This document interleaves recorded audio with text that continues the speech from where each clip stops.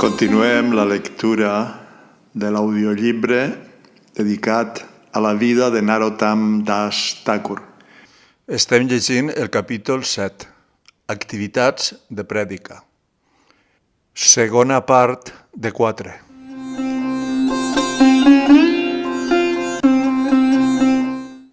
Ganganarayan va assentir.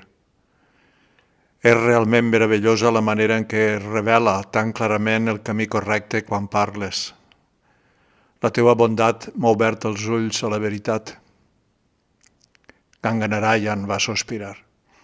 No obstant això, la veritat a vegades és dolorosa.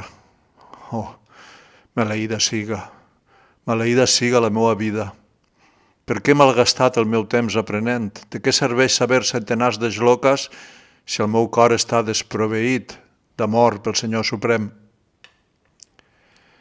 Mai és massa tard per a dedicar-se al servei devocional, va dir Ramakrishna encoratjadorament. Krishna sempre està esperant que ens tornem cap a ell.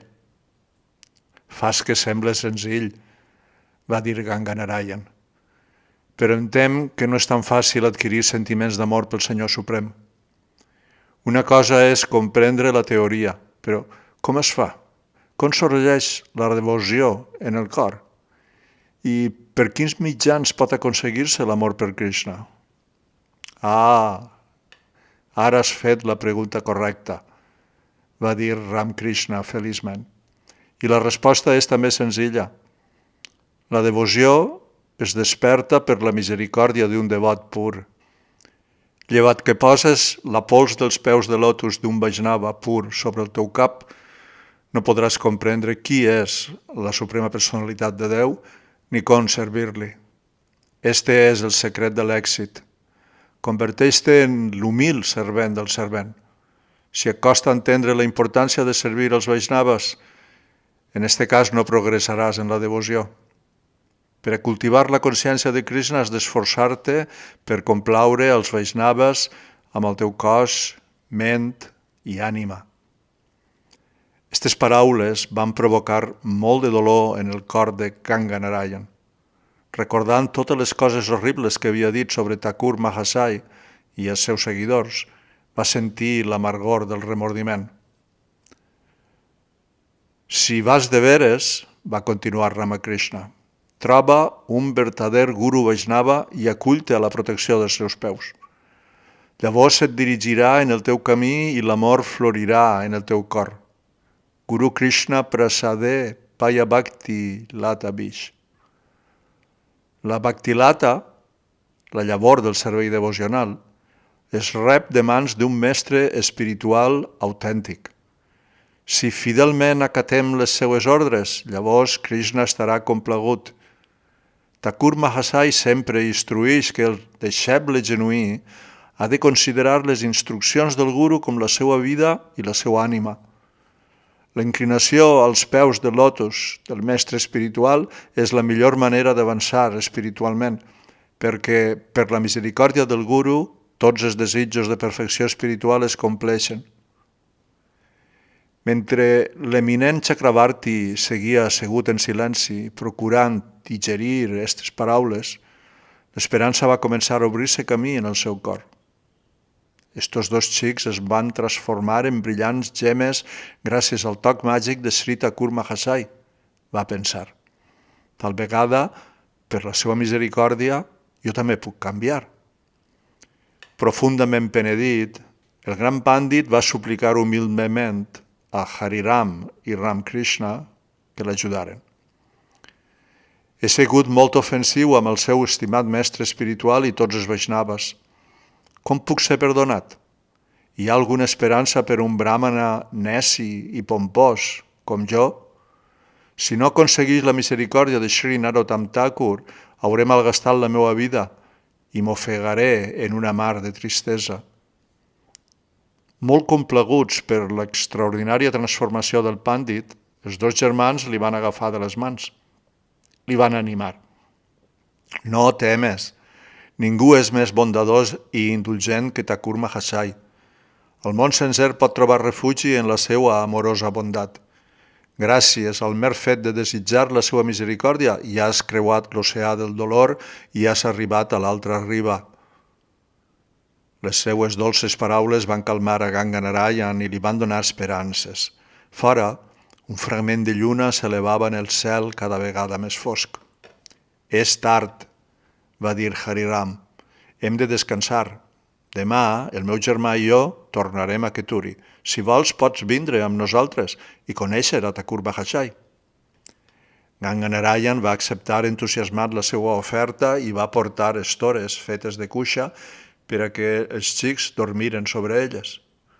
El pàndit també es va tombar en el seu llit, però la seva ment, agitada, li va mantindre despert fins a ben entrada la nit.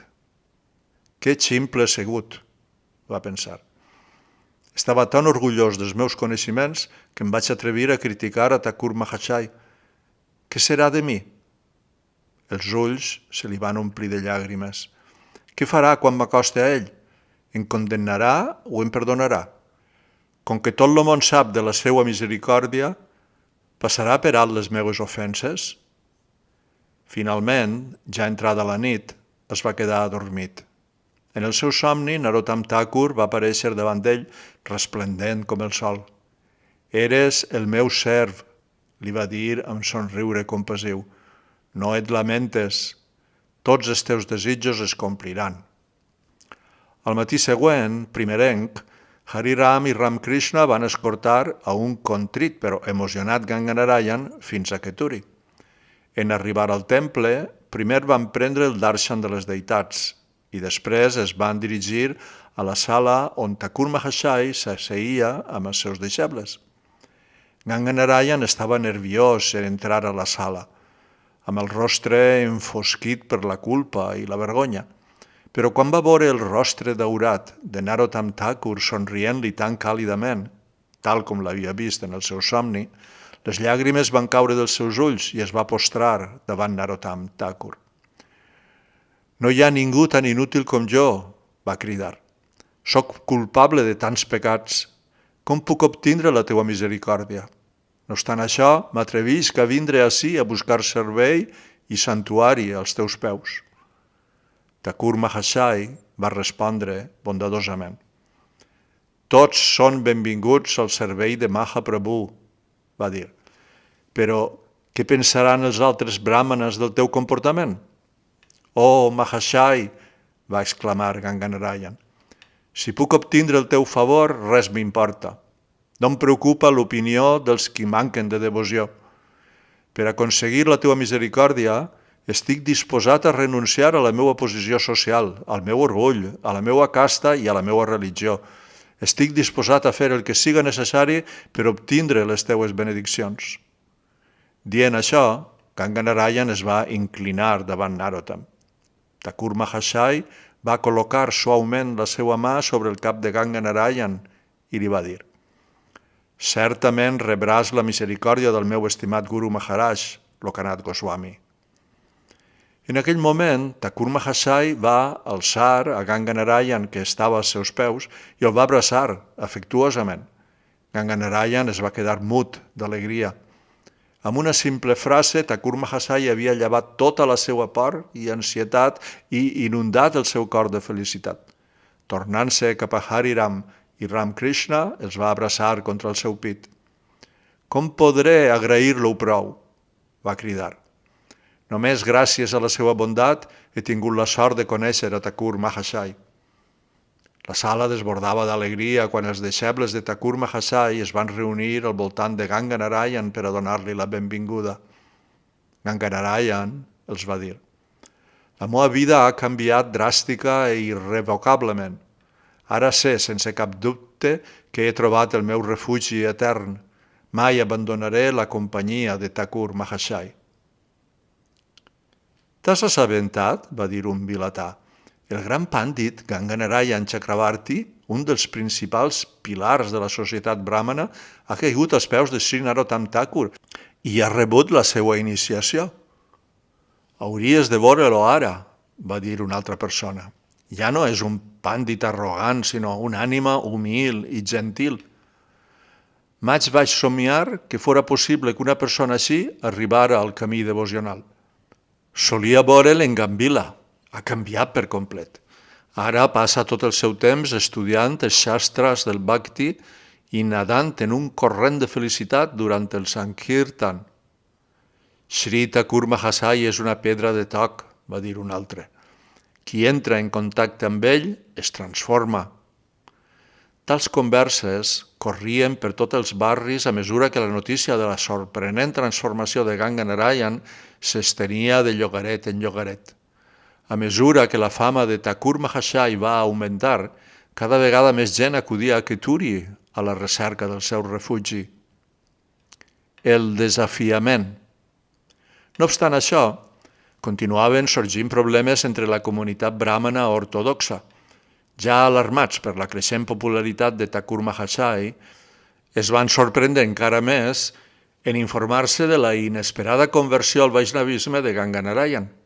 Quin colp per al seu prestigi! La idea que Thakur Mahasaya infectara fins i tot els més grans pàndits bràhmanes va encendre tant la seva enveja com la seva ira. L'oposició a les activitats de prèdica de Thakur Mahasaya s'estava gestant. Un dia, un batalló de bràhmanes va recórrer orgullós els carrers de Pakapali i va pujar les escales del palau de Raj Narasimha. «Hem de veure el rei immediatament», va dir el seu líder al guàrdia. «Entreu», va dir el guàrdia. «Les portes del rei sempre estan obertes per als bràhmanes». Els bràhmanes van franquejar ràpidament les ornamentades portes del palau i van entrar a la sala on el rei estava assegut amb els seus pàndits de la cort.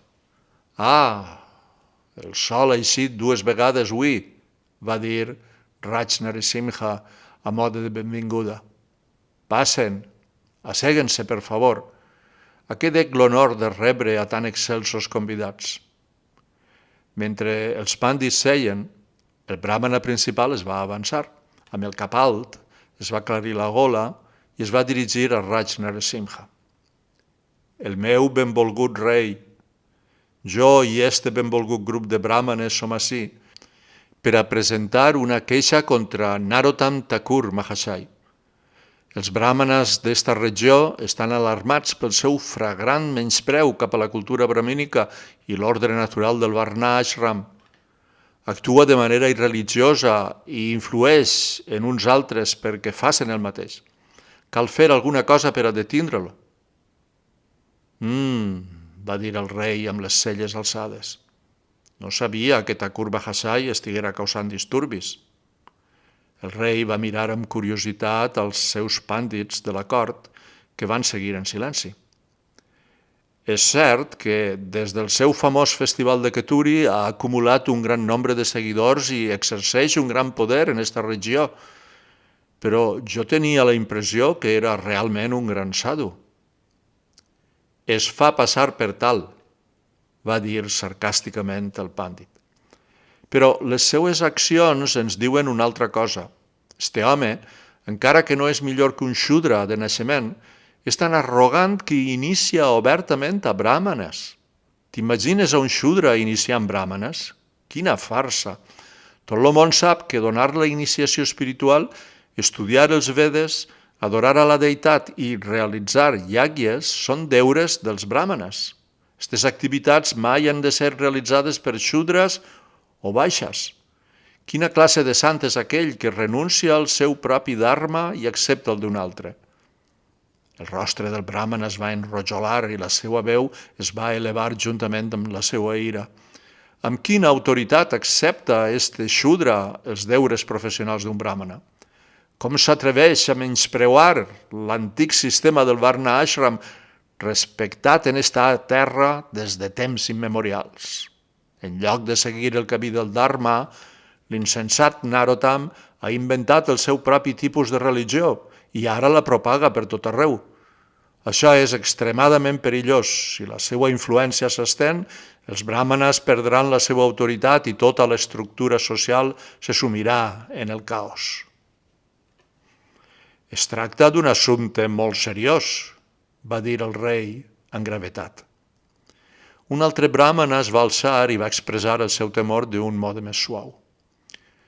En general, els brahmanes ens dediquem pacíficament a la licitació i a l'estudi dels shastras.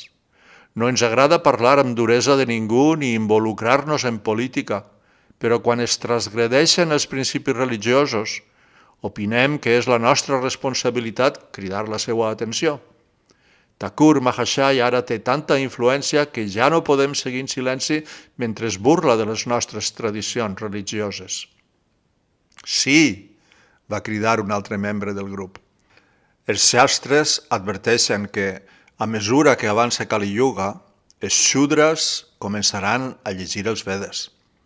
Ara sembla que Thakur Mahashaya està marcant els començaments de l'era de Kali, no sols estudiant els Vedes, sinó donant instruccions als bràhmanes i fins i tot iniciant-los. Molts bràhmanes han sigut enganyats pels seus ardits i han caigut sota la seva influència. Fins i tot alguns dels més grans pandits d'esta regió, com a Ganga Narayan Chakravarti i Jagadishacharya, s'han iniciat amb ell. És com si tinguera algun tipus de poder místic amb el qual captura les ments de la gent. Este Narottam convertirà en una rialla a tota la classe brahmínica. És un desastre. La multitud d'agitats bràhmanes, incitant-se mútuament les seues pors i inseguretats, van assentir i van continuar difamant a Narottam. Des que Thakur Mahashaya predica el Vaishnavisme, s'ha descurat l'adoració de tots els altres déus. Molta gent ha adoptat mantres vaishnaves abandonant tots els rituals tàntrics. En el seu lloc, la gent simplement canta i balla com a dements en Sankirtan. És veritat, va cridar un altre. Thakur Mahashaya ha de ser detingut. La religió dels bràhmanes està en joc. El líder dels pàndits, decidit a assegurar-se la aniquilació del lideratge de Narottam, va apel·lar al rei amb els palmells de les mans unides. Per favor, li va suplicar. Eres famós com un gran patrocinador dels bràhmanes. Defensa el nostre honor i protegeix el Dharma castigant severament a Narottam Thakur. Què vols que faça? Va preguntar el rei. El pàndit de la teua cort, Rupanarayan, és el major erudit d'esta terra. Si l'envies amb nosaltres a debatre amb l'astut Narottam, podràs salvar el nostre prestigi. Una vegada que Narottam Thakur s'haja vist exhibit com un frau i humiliat públicament, perdrà la seva influència i es veurà obligat a fugir en desgràcia. El rei es va tornar cap al famós i ancià pàndit Rupanarayan, que estava assegut al seu costat, somrient, enigmàticament. De sobte, un altre ancià bràhmana de la cort de Raj Narasimha es va alçar i va fer un pas en capdavant. El meu rei, va dir en veu baixa, si m'ho permet, m'agradaria fer algunes observacions, ja que no s'ha d'actuar sense una reflexió completa. Sí, per descomptat, explica el que penses, va dir el rei. No et deixes enganyar per estos bràhmanes. Han mal interpretat a Narottam Thakur. L'he conegut i és veritablement l'encarnació de la virtut. Viu sense possessions materials i és equilibrat, seguidor dels principis i lliure de malícia. La gent se sent atreta per ell perquè és pur. Pot ser que les seues activitats siguin poc convencionals, però els assegure que no té males intencions. Els pàndits es van quedar bocabadats davant l'inesperat desafiament. El seu líder va esclatar. Adonen-se, fins i tot un dels pàndits de la vostra cort ha sigut contaminat pel Thakur. Silenci, silenci, va cridar el rei alçant la mà. Deixen-li parlar. Amb els palmells de les mans unides, el pàndit del rei es va dirigir amb calma als altres bràhmanes. Per favor, escolten, és el meu deure dir-los la veritat. Són pocs els que donen un bon consell encara que siga desagradable i encara menys són els que l'accepten. No permeten que el seu orgull els arruïne. El seu malèvol pla no té la més mínima possibilitat d'èxit. Thakur Mahashaya és un devot pur. Està protegit pel Senyor Suprem mateix. Si insisteixen en el seu insensat pla, Puc predir la ruïna que els espera. Ofendre-li els portarà a la perdició. Els altres bràhmanes es van alçar indignats creant un pandemònium. El pàndit va intentar continuar per damunt de l'esclat. Feu compte! Ahir mateix vaig sentir que Guru Das Bhattacharya va contraure la lepra per ofendre a Narottam Thakur. Els ulls del pàndit líder es van obrir de bat a bat amb indignació. De veritat esperes que escoltem aquests ridículs rumors que fan circular les dones del poble? El que ens preocupa és l'aplicació dels principis religiosos, no els sentimentalismes. Pot ser que Narottam Thakur siga capaç de demostrar un comportament sant, però no podem permetre que ens desconcerten les actuacions melodramàtiques d'algun Shudra. Com bràhmanes, hem d'entendre-ho tot d'acord amb el Shastra, la lògica i la raó. Dis-me, en quina escriptura s'afirma que un Shudra pot iniciar un bràhmana? La veu del pàndit es va alçar en la seva còlera. Com pots tindre en tan alta estima una persona el comportament de la qual contradiu les afirmacions dels Vedes? Hem d'escoltar la teua diatriba emocional o acceptar el veredicte de les Escriptures? En veure que les seues paraules caïen en sac foradat, el pàndit del rei es va encongir dels muscles i, sense oferir cap defensa, va tornar al seu seient. Tots els ulls es van girar cap al rei. Gràcies pel teu consell, va dir Raj Narasimha al seu pàndit de la cort. Després es va quedar pensatiu uns minuts. Sembla que hi ha opinions divergents sobre el Thakur. Com determinaré qui té raó? Dirigint-se de nou a Rupa Narayan, el rei va preguntar. Panditaji, es diu que eres el més veterà i erudit entre nosaltres. Els teus bons consells m'han resolt molts problemes en el passat. Què opines? Què hauria de fer-se? Rupa Narayan va proferir el seu edicte sense vacil·lar. Oh, vinga, en companyia d'estos bràhmanes partim immediatament. Anem a Keturi i enfrontem-nos a Narottam en un debat. Per tant, està decidit, va anunciar el rei. Partirem cap a Keturi al matí. Tinc curiositat per conèixer a Thakur Mahashai. Jo els acompanyaré. Una onada d'alleujament va recórrer la multitud i els pàndits van començar a parlar del pròxim debat. Al matí següent, el rei Rupa Narayan i tots els pàndits van emprendre el viatge. Tal com la lluna plena es mostra majestuosa abans d'un eclipsi, de la mateixa manera la multitud de bràhmanes van avançar en orgullosa formació.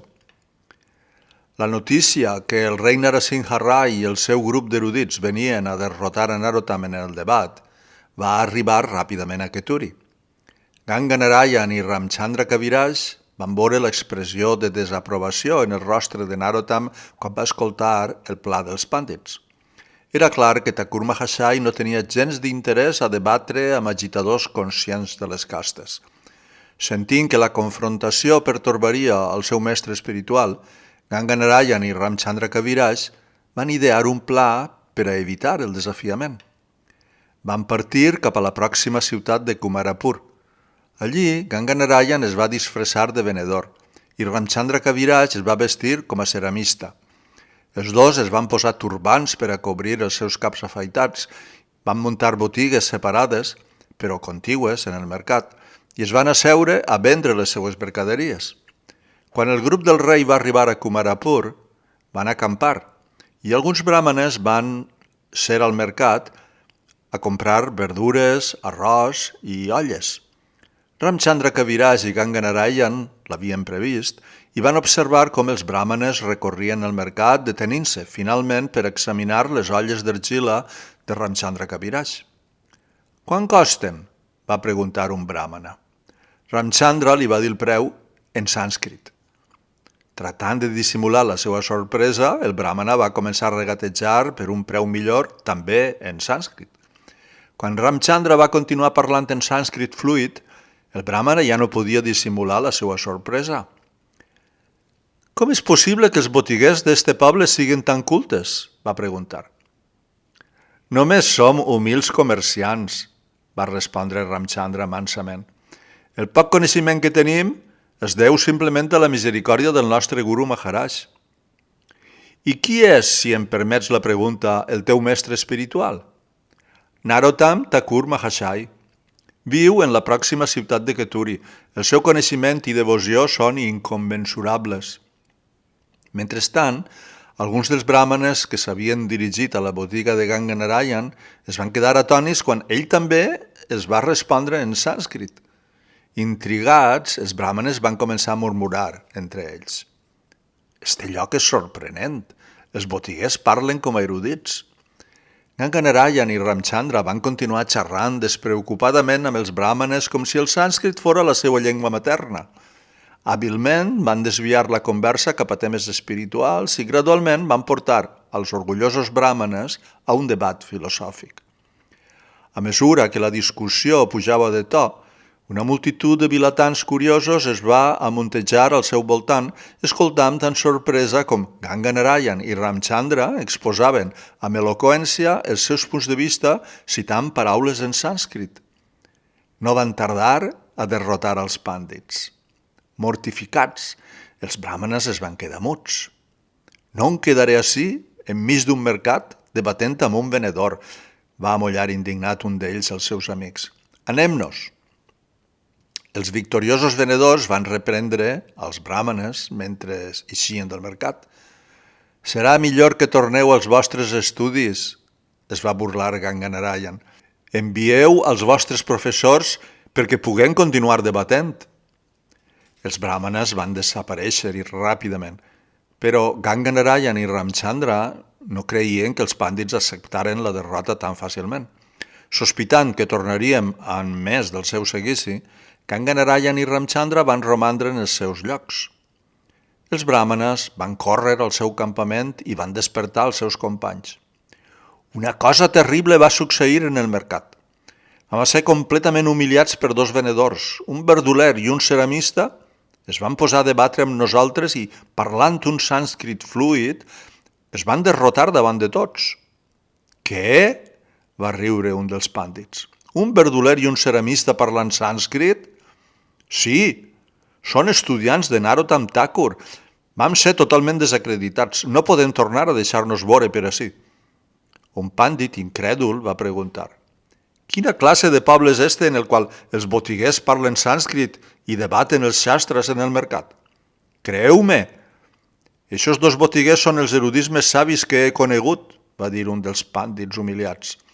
Si uns simples treballadors com estos són tan sofisticats, com seran els erudits del Thakur? I imagina com ha de ser Narottam Thakur Mahashai si estos són els seus insignificants alumnes, va afegir un altre. Serà millor que ens anem a casa i ens oblidem de Keturi. Ja hem sigut derrotats per els alumnes de Narottam. Anar-nos-en ara? Va cridar el cap dels pàndits. Estàs sonat? Més aviat hauríem d'anar al mercat immediatament i frenar l'orgull d'eixos arrogants tenders. Sí, hem de defensar el nostre honor. Anem al mercat immediatament. El grup d'agitats bràhmanes va irrompre en el mercat uns instants després. Els pàndits van buscar el verduler i el venedor d'olles de fang i van envoltar les seues botigues. El seu capitost es va enfrontar a Ganga Narayan en sarcasme. És una pràctica comuna en esta ciutat que els botiguers ofenguen als bràhmanes visitants? Per favor, perdona'm, va dir humilment Ganga Narayan en sànscrit. No pretenia ofendre a ningú, només estaven tenint una discussió filosòfica. Ramchandra Kaviraj va intercedir, també en sànscrit. Crec que eixos bràhmanes eren massa joves i inexperts. Tu sembles molt més culte. Probablement t'aniria millor en el debat. Atrapat pel desafiament, el cap dels bràhmanes va afirmar. Debatrem el que vulgueu. Potser hauríem de fer un estudi comparatiu entre les qualitats dels bràhmanes i les dels Vaishnaves, va dir Ramchandra. Sí, va respondre el cap dels pàndits. Estic ben versat en aquest tema. I l'erudit pàndit va recitar nombrosos versos que glorificaven els bràhmanes. Va somriure en suficiència a Ganga Narayan. Vols afegir alguna cosa? Què més puc dir? Va respondre Ganga Narayan amb fingida sorpresa. Has descrit molt bé la posició del bràhmana, però ara, si m'ho permets, m'agradaria dir alguna cosa sobre l'excelsa posició dels Vaisnaves. Per descomptat, va dir el bràhmana fent un gest despreocupat de la mà. Llavors Ganga Narayan va començar. Primer, va oferir els seus respectes al seu mestre espiritual. Després, de la seva boca van fluir shloques poètics en glorificació dels Vaisnaves en un corrent interminable. Si un bràhmana posseeix les 12 qualificacions brahmíniques, però no és devot, i si és poc inclinat als peus de lotus del Senyor, és certament inferior a un devot que és un devorador de gossos, però que ha dedicat tot, ment, paraules, activitats, riquesa i vida, al Senyor Suprem. Eixe devot és millor que tal bràhmana perquè el devot pot purificar a tota la seva família, mentre que el presumpte bràhmana no pot purificar-se ni tan sols a si mateix. I en un altre vers, per a una persona que no fa servei devocional, el naixement en una gran família o nació, el coneixement de les escriptures revelades, la realització d'austeritats i penitències i el cant de mantres vèdics són com a ornaments en un cos mort. Tals ornaments simplement serveixen als plaers inventats de la població en general. I a més, va recitar: si algú mostra els símptomes de ser un bràhmana, kshatriya, vaixya o shudra, fins i tot si ha nascut en una classe diferent, ha de ser acceptat d'acord amb aquests símptomes de classificació. Si una persona naix en una família shudra, però té totes les qualitats d'un mestre espiritual, ha de ser acceptat no sols com bràhmana, sinó com a mestre espiritual qualificat. Un Vaishnava és superior a un bràhmana perquè, mentre que el bràhmana sap que és brahman però no matèria, el Vaishnava sap que no sols és brahman, sinó també un etern servent del Suprem Brahman. Parlava i parlava sense detindre's, i la seva potent i melodiosa veu ressonava per tots el mercat, hipnotitzant a tot el món. Els bràhmanes es van quedar amb la boca oberta mentre Ganga Narayan establia irrevocablement la superior posició dels Vaisnaves. Quan per fi va deixar de parlar, tot el mercat va quedar en silenci. Amb les mans creuades, Ganga Narayan es va tornar cap al cap dels pàndits. Els Vaisnaves estan més enllà de la distinció de castes i han de ser respectats per tots, fins i tot pels bràhmanes. El cap dels bràhmanes es va quedar de pedra. Assecant-se la suor del front, va balbotejar uns febles arguments que van ser ràpidament refutats per l'aguda intel·ligència de Ganga Narayan. El color va desaparèixer del rostre del pàndit. Desesperat, es va dirigir als altres bràhmanes a la recerca d'ajuda, però ningú va parlar. Com un elefant captiu, acorralat per tots costats, l'exasperat bràhmana va acatxar el cap i va admetre la seva derrota. Va desaparèixer mentre la multitud aplaudia. Uns altres pàndits van provar sort, però van ser ràpidament despatxats com a arnes abalançant-se en una flama. La multitud, extasiada, va felicitar els dos botiguers i els avergonyits bràhmanes van eixir corrent del mercat.